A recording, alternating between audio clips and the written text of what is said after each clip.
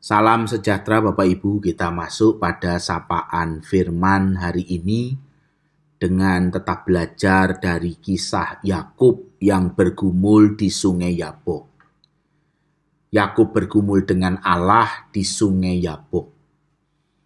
Sebuah hal yang menarik dan kita akan pelajari sebuah tema kemenangan dari Allah. Kita membaca Kejadian 32 ayat 28. Lalu kata orang itu, namamu tidak akan disebut lagi Yakub tetapi Israel. Sebab engkau telah bergumul melawan Allah dan manusia dan engkau menang. Bapak Ibu Saudara sekalian kasih Tuhan, Yakub adalah seorang yang tidak pernah tenang hidupnya. Yakub adalah seorang yang selalu diikuti rasa takut di dalam kehidupannya. Dia selalu lari di dalam menghadapi segala rasa takut. Itulah Yakub. Yang menarik Bapak Ibu, di dalam kisah Kejadian 32, Yakub di dalam pelariannya yang terus-menerus, di dalam ketakutannya yang terus-menerus, ketakutan dari kakaknya, ketakutan dari mertuanya, membawa dia terus lari. Ketakutan itu dan pelarian itu dihentikan oleh pergumulan dengan Allah di sungai Yabok. Dan Tuhan memberkati Yakub dengan mengganti namanya menjadi Israel dan memberikan arti kepada nama itu sebagai orang yang telah bergumul melawan Allah dan manusia dan engkau menang. Bapak Ibu Saudara sekalian, kalau kita melihat kembali perikop Kejadian 32 pergumulan Yakub dengan Allah di Yabok, maka sebenarnya yang menang Yakub atau Allah?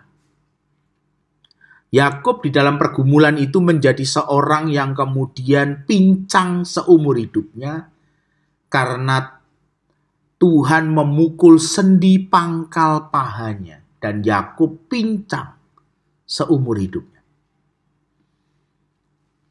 Sebenarnya kalau kita melihat cerita ini, siapa yang sebenarnya kalah?